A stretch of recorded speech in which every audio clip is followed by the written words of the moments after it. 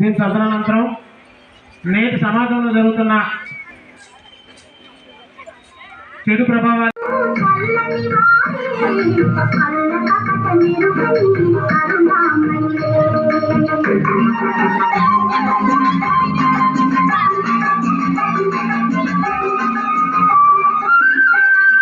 పుట్టినప్పుడు మనిషి మనసు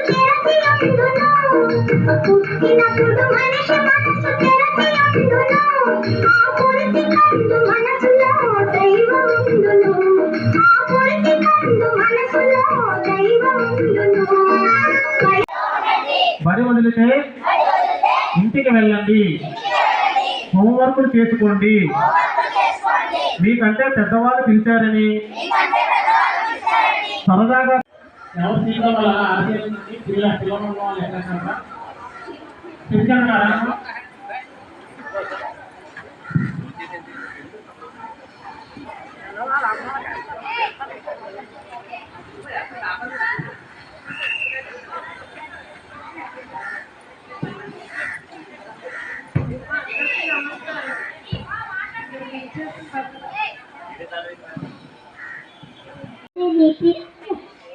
మంచి విజ్ఞాన ఫలాన్ని సమాజానికి అందించేవాడు ఉపాధ్యాయుడు. అజ్ఞానం అనే అంధకారాన్ని తొలగించి జ్ఞానం అనే వెలుగును ప్రసాదించే చైతన్య తీర్పు గురువు. అంతటి ఉన్నతమైన వ్యక్తి కాబట్టి ఆది యుగం నుండి ఆదింత కాలం వరకు ఆయనే ఋషి. సమాజ దేవాలయంలో అమ్మ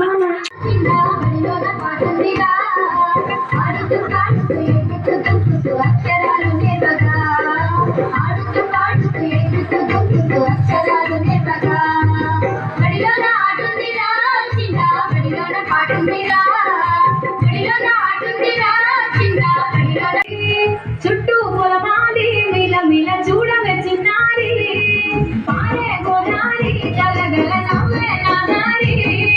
చుట్టూ పొలమాలి మిల మిల చూడవే చిన్నారి, పచ్చని పైరులు పలకరించగానే పులకరించులే నా పళ్ళు. పక్షుల అరుపులు ఆడసయ్యలు చూడనికే సాలవే కళ్ళు. పల్లెటూరి పల్లకిలో మనం ఆడుకున్నామే చంపాలకున్న మామిడి తోటలలో, మనం పాడుకున్నామే కోయిలల. పల్లెటూరి పల్లకిలో మనం ఆడుకున్నామే చంపాలకున్న మామిడి తోటలలో. మన విద్యాశాఖ మంత్రులు నారా లోకేష్ గారికి, అలాగే మన సీఎం చంద్రబాబు నాయుడు గారికి కూడా మన ఆంధ్రప్రదేశ్లో ఉన్న ప్రభుత్వ పాఠశాల తరఫున ప్రత్యేక ధన్యవాదాలు తెలియజేసుకుంటున్నాం. నేడు ఎంతో ఘనంగా ఏర్పాటు చేసినటువంటి ఆత్మీయ కలయిక, ఉపాధ్యాయులు మరియు తల్లిదండ్రుల ఆత్మీయ కలయిక సమావేశాన్ని ఏర్పాటు చేసి వారికి మాకు మధ్యలో ఉన్నటువంటి అంతరాన్ని తగ్గించి అందరమీ ఒకే కుటుంబం అనే భావనను మాలో పెంపొందించి పాఠశాలలోని విద్యార్థుల యొక్క సర్వతోముఖాభివృద్ధికి తోడ్పడే విధంగా ఇంత చక్కటి కార్యక్రమాన్ని ఏర్పాటు చేసినటువంటి ఆంధ్రప్రదేశ్ విద్యాశాఖ మంత్రులు నారా లోకేష్ గారికి మరియు మా సీఎం చంద్రబాబు నాయుడు గారికి కూడా ప్రత్యేకమైన కృతజ్ఞతలు తల్లిదండ్రుల తరపున, విద్యార్థుల తరపున, రాష్ట్ర వ్యాప్తంగా ఉపాధ్యాయ బృందాల తరపున కూడా ప్రత్యేక ధన్యవాదాలు తెలియజేసుకుంటున్నాము. తల్లిదండ్రులు ఉపాధ్యాయుల ఆత్మీయ సమావేశాన్ని ఎంతో ప్రతిష్టాత్మకంగా చేపట్టిన మన విద్యాశాఖ వారికి, అలాగే కూటమి ప్రభుత్వం వారికి ఎంతో కృతజ్ఞతలండి. ప్రతి ప్రభుత్వ పాఠశాలల్లో కూడా తల్లిదండ్రులు, ఉపాధ్యాయులు, విద్యార్థులు ఎంతో ఐక్యతగా ఉండి ఇటువంటి కార్యక్రమాలు మున్ముందు చక్కగా జరిపించాలని తలపెట్టిన మన కూటమి ప్రభుత్వానికి ముందుగా మా ప్రత్యేక ధన్యవాదాలు తెలియజేసుకుంటున్నాం.